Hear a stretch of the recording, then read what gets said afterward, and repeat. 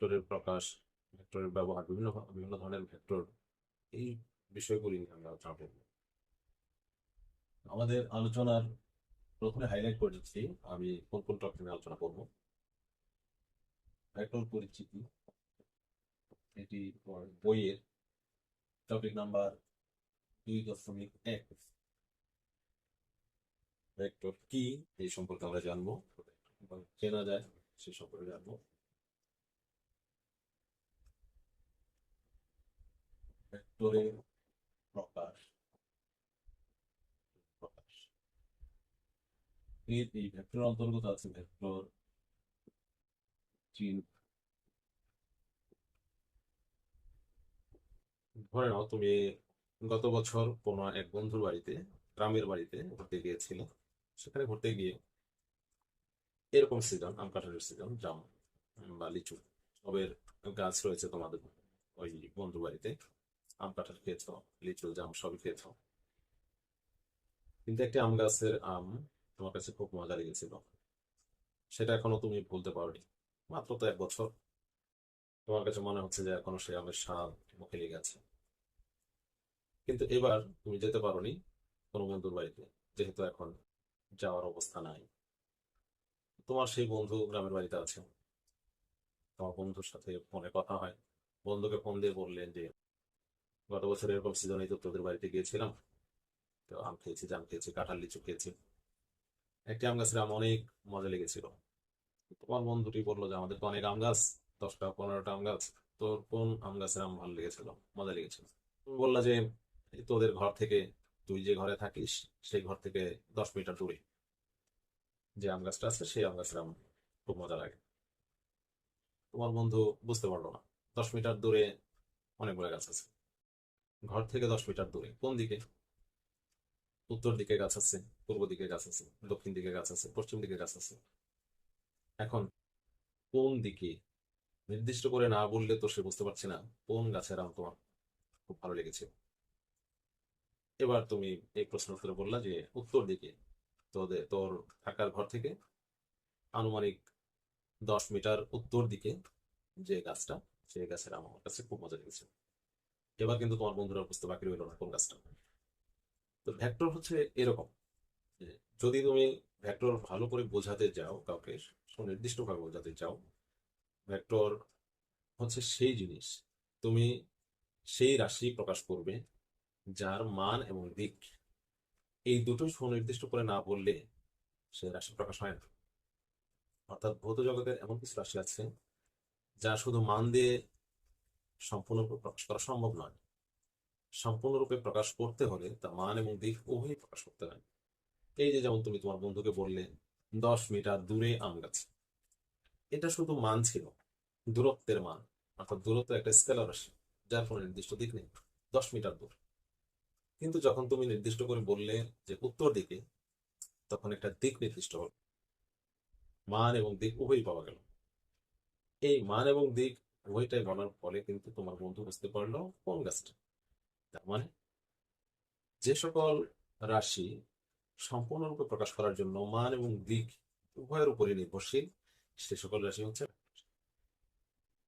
আর ভৌত জগতের এমন কিছু রাশি আছে যা প্রকাশ করার জন্য দিক নির্দেশের প্রয়োজন হয় না, শুধু মান বললেই চলে, মান নির্দেশ করলেই হয়। সেগুলি হচ্ছে স্কেলার রাশি। যেমন ভর, ভর কোন দিকে সেটা নির্দেশ করার দরকার নেই। সময় কোন দিকে নির্দেশ করার দরকার নেই। 5 মিনিটস, হ্যাঁ, তুমি যদি শুধু সময় বলো, সময় বললেই বোঝা যাবে 5 মিনিট যাবত আমি কথা বলছি, 5 মিনিট যাবত আমি কাজ করছি। এটার জন্য কোনো দিক নির্দেশের প্রয়োজন হয় না, এটা স্কেলার রাশি। আমার কাছে 10 কেজি ভরের বস্তু আছে, আমার কাছে 1 কেজি ভরের বাটখারা আছে, এটার জন্য কোনো দিক নির্দেশের প্রয়োজন হয় না। তো এগুলি হচ্ছে স্কেলার রাশি। তাহলে আমরা মোটামুটি ভাবে বুঝলাম যে ভেক্টর রাশি কোনগুলি আর স্কেলার রাশি কোনগুলি। আমরা ভেক্টরের কিছু ধর্ম সম্পর্কে জানবো। ভেক্টর ধর্ম, আমরা ভেক্টর সম্পর্কে যে ভেক্টরের যে সংজ্ঞা বললাম সেগুলি ভেক্টরের ধর্ম। যেমন নির্দিষ্ট দিক আছে, মান এবং দিক উভয় নির্দেশ করতে হয়। শুধু মান বা দিক বা উভয়ের পরিবর্তনে ভেক্টর রাশির পরিবর্তন হয়। শুধু মানের পরিবর্তন হলে ভেক্টর পরিবর্তন হয়, শুধু দিকের পরিবর্তন হলে ভেক্টরের পরিবর্তন হয়। ভেক্টরের যোগ বা বিয়োগ এটি সাধারণ গাণিতিক নিয়মে করা যায় না, এটা ভেক্টর বীজগণিতের নিয়ম, ভেক্টর বীজগণিত বা জ্যামিতিক নিয়মে করতে হয়। এগুলো হচ্ছে ভেক্টরের ধর্ম। আমরা ভেক্টরের চিহ্ন সম্পর্কে জানবো। ভেক্টরের চিহ্ন আমরা কিভাবে ভেক্টরকে প্রকাশ করব। যেমন বিভিন্ন লেখার ক্ষেত্রে বিভিন্ন বইতে, দেশ বিদেশের বিভিন্ন বইতে বিভিন্নভাবে ভেক্টর প্রকাশ করা হয়।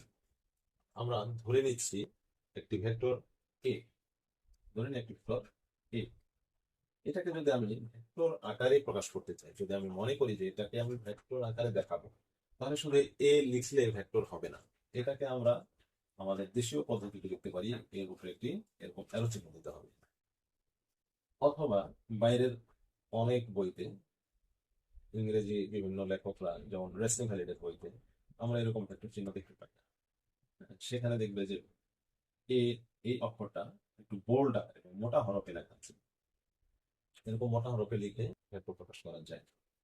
এছাড়াও শুধুমাত্র উপরে এক দাগ দিয়ে, আরো চিহ্ন না দিয়ে শুধু একটা দাগ দিয়ে আমরা যেভাবে অ্যাভারেজ প্রকাশ করি, সেভাবেও ভেক্টর প্রকাশ করা যায়।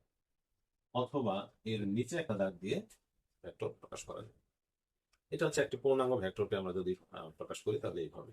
কিন্তু একক ভেক্টর প্রকাশের ক্ষেত্রে একটু চিহ্ন বা সিস্টেম একটু আলাদা। একক ভেক্টর প্রকাশের জন্য সাধারণত সাধারণত স্মল লেটার ব্যবহার করা হয়, তো কখনো কখনো ক্যাপিটাল লেটারেও লেখা হয়। তবে এর চিহ্নটা বিশেষ গুরুত্ব বহন করে। এই স্মল লেটার বা ক্যাপিটাল লেটার আমি যেটাই দিই না কেন, এর উপরে একটা টুপি চিহ্ন দিতে হয়, যেটাকে আমরা ক্যারেট বলি বা ক্যাপ বলা হয়। এই ক্যারেট বা ক্যাপ বা টুপি, এ ক্যাপ বা এ ক্যারেট, এটাকে একক ভেক্টর প্রকাশ করা হয়। এইভাবে এটি একটি একক ভেক্টর প্রকাশিত হয়। তো আমাদের এই ছিল ভেক্টর নির্দেশ করা, ভেক্টর চিহ্ন নির্দেশ করা। কিন্তু আমরা যখন এটাকে জ্যামিতিক আকারে যোজন বিয়োজন করব, জ্যামিতিক আকারে যখন দেখবো আমরা, তখন এই ভেক্টরকে জ্যামিতিক পদ্ধতিতে রশ্মি চিহ্ন দ্বারা প্রকাশ করা হয়। যেমন আমরা বাহুর 3 ধরনের প্রকাশ আছে। এরকম 2 দিকে আরো চিহ্ন দিয়ে প্রকাশ করা হয়, একদিকে আরো চিহ্ন দিয়ে প্রকাশ করা হয়, এবং কোনো অ্যারো চিহ্ন না দিয়েও প্রকাশ করা হয়। এটা হচ্ছে 2 দিকে আরো চিহ্ন দিয়ে যদি প্রকাশ করা হয় তাহলে এটাকে বলা হয় রেখা। জ্যামিতিতে এটাকে বলা হয় রেখা, কারণ এই রেখার মাঝখানে এটাকে মধ্যবিন্দু ধরা হয়। ডান দিকের এরো পজিটিভ ইনফিনিটি অর্থাৎ ধনাত্মক অসীম পর্যন্ত অতিক্রম করতে পারবে, বাম দিকে নেগেটিভ ইনফিনিটি ঋণাত্মক অসীম দিকে অতিক্রম করতে পারবে। এই একদিকে এরো, এটাকে বলা হয় রশ্মি। এটাকে বলা হয় রশ্মি, যার একটি বিন্দু ফিক্সড, নির্দিষ্ট, এটা কোনো দিকে যেতে পারবে না, এবং এখান থেকে নির্দেশ শুরু, জিরো বা মূল বিন্দু, 0 পয়েন্ট। কিন্তু এই অ্যারো চিহ্নের দিকে আমরা ইনফিনিটি দিতে পারি, যেটা ধনাত্মক অসীম পর্যন্ত বিস্তৃত হতে পারবে। এটাকে বলা হয় রশ্মি। আর যার কোনো দিকেই কোনো অ্যারো চিহ্ন নেই, এটাকে বলা হয় রেখাংশ, অর্থাৎ এটা রেখার একটা অংশ। এই এই যে রেখা, এই রেখা থেকে একটা অংশ কেটে নিলে যে যে রূপটা হয় সেটা হচ্ছে এটা। এই জন্য এটাকে বলা হয় রেখাংশ, রেখার অংশ। আমরা এটাকে ধরি, এটা ক চিত্র, এটা ক চিত্র, এটা গ চিত্র। ক চিত্রে রেখা, খ চিত্রে রশ্মি এবং গ চিত্রে রেখাংশ। এই ঘ যে রশ্মি, এই রশ্মি চিহ্নটা, রশ্মি দ্বারাই ভেক্টরের বিভিন্ন প্রকাশ, ভেক্টরের যোজন, ভেক্টরের বিয়োজন, এই বিষয়গুলি আমরা করে থাকি। কোথায় কোথায় এর প্রকাশ বেশি? আমরা গুরুত্বপূর্ণ 4টি ক্ষেত্রে ভেক্টরের বিভিন্ন প্রয়োগ দেখতে পাই। যেমন বল, বল একটা ভেক্টর রাশি। বল যদি আমরা লিখি তাহলে এফ, ফোর্স, এফ দ্বারা প্রকাশ করা হয়। আমরা জানি F equal to M, equal to M. কোথা থেকে পাই? নিউটনের গতির 2য় সূত্র থেকে। বস্তুর ভরবেগের পরিবর্তনের হার এর উপর প্রযুক্ত বলের সমানুপাতিক, এবং বল যেদিকে প্রযুক্ত হয় ভরবেগের পরিবর্তন সেদিকেই ঘটে। এই সূত্র থেকে আমরা F equal to M A প্রতিপাদন করতে পারি, যেটা তোমরা নবম দশম শ্রেণীতে দেখে এসেছো। এখানে ভর, বস্তুর ভর কিন্তু ক্লাসিক্যাল মেকানিক্সে বা চিরায়ত পদার্থবিজ্ঞানে এটাকে কনস্ট্যান্ট বলা হয়। বস্তুর ভর অপরিবর্তনশীল, যে কোনো অবস্থায় বস্তুর ভর পরিবর্তন হয় না। যে কোনো স্থানে, স্থান কাল পাত্র ভেদে বস্তুর ভরের কোনো পরিবর্তন নাই। তাহলে বলের পরিবর্তন হয় ত্বরণের পরিবর্তনের জন্য। বলের পরিবর্তন বস্তুর ভরের পরিবর্তনের উপর নির্ভরশীল নয়। ত্বরণ একটা ভেক্টর রাশি, বেগ বৃদ্ধির হার অথবা বেগের পরিবর্তনের হার অথবা সময়ের সাথে অসমবেগের পরিবর্তনের হারকে ত্বরণ বলে। ইংলিশে বলে অ্যাক্সেলারেশন। এটাকে স্মল এ দ্বারা প্রকাশ করা হয়। তাহলে ত্বরণ একটা ভেক্টর রাশি, এই কারণে বল একটি ভেক্টর রাশি। ঘূর্ণন বল বা টর্ক, টর্ককে আমরা টর্ক ইংলিশ ওয়ার্ড, এটাকে অনেক সময় মোচন বলি। ঘূর্ণন তাও এটা একটি ভেক্টর রাশি। এই টর্ক হচ্ছে যখন কোনো একটা বস্তু কোনো একটি ঘূর্ণন অক্ষের সাপেক্ষে ঘূর্ণায়মান থাকে, তখন ঘূর্ণন অক্ষ থেকে ওই বস্তুটার যেখানে বল প্রয়োগ করে বস্তুটাকে ঘোরানো হয়, সেই বলের প্রয়োগ বিন্দু পর্যন্ত যে লম্ব দূরত্ব এবং যে বলটা প্রযুক্ত হলো, সেই প্রযুক্ত বলের ভেক্টর গুণফলের মাধ্যমে টর্ক পাওয়া যায়। অর্থাৎ টর্ক হচ্ছে আর ক্রস এফ, যেখানে আর হচ্ছে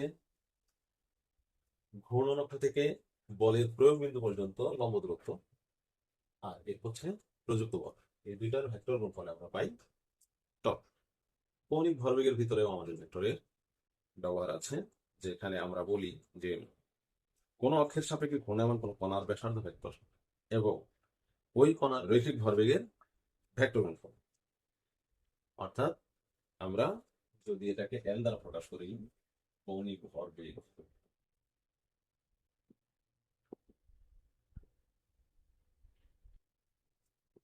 এল equal to R cross P, R cross P, যেখানে আর হচ্ছে ঘূর্ণন অক্ষের সাপেক্ষে, ঘূর্ণন অক্ষের সাপেক্ষে কোনো ঘূর্ণায়মান কণা, সাপোজ এটা একটা ঘূর্ণন অক্ষ, এর সাপেক্ষে একটি কণা ঘূর্ণায়মান হচ্ছে। এখানে আমরা ধরে নিতে পারি যে এখানে এটা একটা বস্তু, এর মধ্যে একটা ঘূর্ণন অক্ষ। হ্যাঁ, এই বস্তুর কোনো একটি কণা এই ঘূর্ণন অক্ষের সাপেক্ষে ঘূর্ণায়মান আছে। তাহলে এই কণার ঘূর্ণন অক্ষ থেকে এই কণার যে লম্ব দূরত্ব সেটা হচ্ছে আর, এবং এই কণার যে রৈখিক ভরবেগ, রৈখিক ভরবেগকে আমরা পি দ্বারা প্রকাশ করি। তো রৈখিক ভরবেগ এটা একটা ভেক্টর রাশি, ঘূর্ণন অক্ষ থেকে কণার লম্ব দূরত্ব এটা একটা ভেক্টর রাশি। এই দুই ভেক্টর রাশির ভেক্টর গুণনের মাধ্যমে আমরা কৌণিক ভরবেগ পাই L, L equal to R plus P. P যেহেতু ভরবেগ, পি হচ্ছে রৈখিক ভরবেগ, আমরা রৈখিক ভরবেগ সমান জানি পি ইকুয়াল টু ভর গুণন বেগ। পি হচ্ছে ভর গুণন বেগ। তাহলে আমরা এল সমান লিখতে পারি, এল সমান লিখতে পারি এম ভি আর, এম ভি ক্রস আর। এখান থেকে আমরা যদি ক্রস উঠিয়ে দিই, এখান থেকে আমরা যদি ক্রস চিহ্ন উঠে গেলে সাইন থিটা আসে, তাহলে আমরা এটাকে লিখতে পারি আর পি সাইন থিটা, আর পি সাইন। তো এখানে এইভাবে লেখা যায় এম ভি আর সাইন থিটা। তল বা পৃষ্ঠ, যে যখন ওই কোন একটি তল থেকে একটি ভেক্টরের উদ্ভব হয়, তখন সেই তলটা একটা ভেক্টর হয়ে যায়। যেমন আমরা ধরে নিই, হ্যাঁ, একটি তল, এই এটা ও একটি বিন্দু, এখান থেকে একটি ভেক্টর উদ্ভব হলো, ধরি ভেক্টরটি আর, এবং এটা পি বিন্দু পর্যন্ত আর পি। এই যে ওপি, ওপি ইকুয়াল টু আর, যেহেতু এটা একটা ভেক্টর এবং এটি এস তল থেকে উদ্ভূত হয়েছে, এই জন্য এস কে আমরা তল ভেক্টর বলতে পারি। এস কে আমরা একটি ভেক্টর আকারে বলতে পারি, এবং এটাকে তল ভেক্টর বলা হয়। তো এই ছিল ভেক্টরের প্রকাশ। ভেক্টর কোথায় কোথায় আমরা গুরুত্বপূর্ণ কোন কোন ক্ষেত্রে ব্যবহার করি, একটা পেলাম বল, গুরুত্বপূর্ণ ব্যবহার। তারপরে পেলাম আমরা টর্ক বা মোচড় বলা হয় অনেক সময়, এটাকে ঘূর্ণন বল বলে। অর্থাৎ টর্ক বল, বল তো বল, টর্ক এক ধরনের বল, কৌণিক ভরবেগ এবং তল বা পৃষ্ঠ।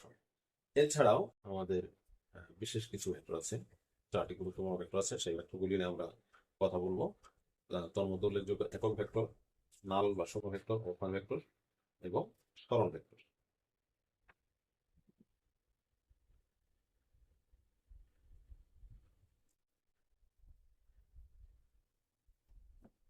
বিশেষ ভেক্টর, টপিক নাম্বার 2.2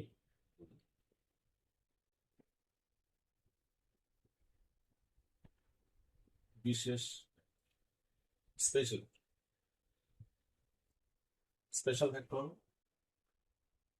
1 নাম্বার একক ভেক্টর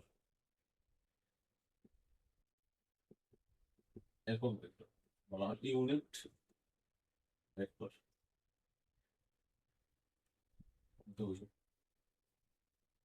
পূর্ণ ভেক্টর শূন্য ভেক্টর বলা হয় নাল ভেক্টর। নাল NU নাল। 3 অবস্থান ভেক্টর পজিশন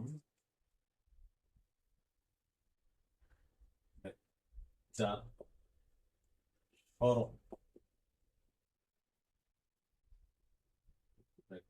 সরণ হচ্ছে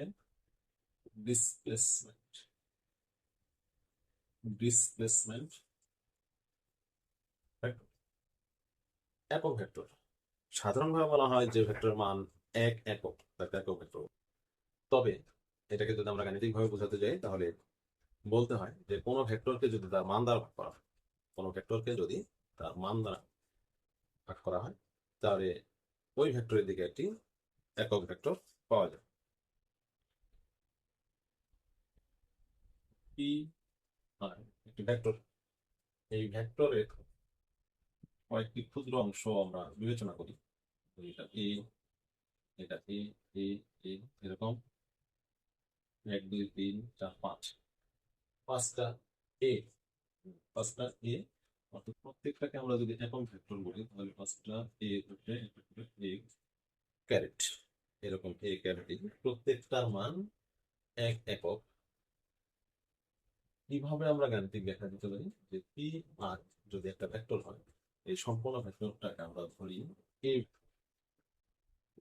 এ একটা পূর্ণাঙ্গ ভেক্টর, সম্পূর্ণ ভেক্টর, অর্থাৎ এ ভেক্টর সমান P equal to 1 2 3 4 5 5 A cap. তাহলে এই ভেক্টর সমান হচ্ছে 5 এ ক্যাপ। তাহলে একক ভেক্টর এ ক্যাপ যদি আমি বের করতে যাই লেখা যায় অতএব A cap equal to A by 5 হচ্ছে এর মান, এর মান, আর এ ক্যাপ হচ্ছে এ ভেক্টরের ক্যাপিটাল এ ভেক্টরের দিক। মান এবং দিক এই দুটার সমন্বয় হচ্ছে পূর্ণাঙ্গ ভেক্টর এ। তাহলে আমরা যদি একক ভেক্টর বের করি মানে একক ভেক্টর এ ক্যাপ সমান ওই পূর্ণাঙ্গ ভেক্টর ডিভাইডেড বাই ওই ভেক্টরের মান হচ্ছে 5। আমরা এটাকে এইভাবে লিখতে পারি, অর্থাৎ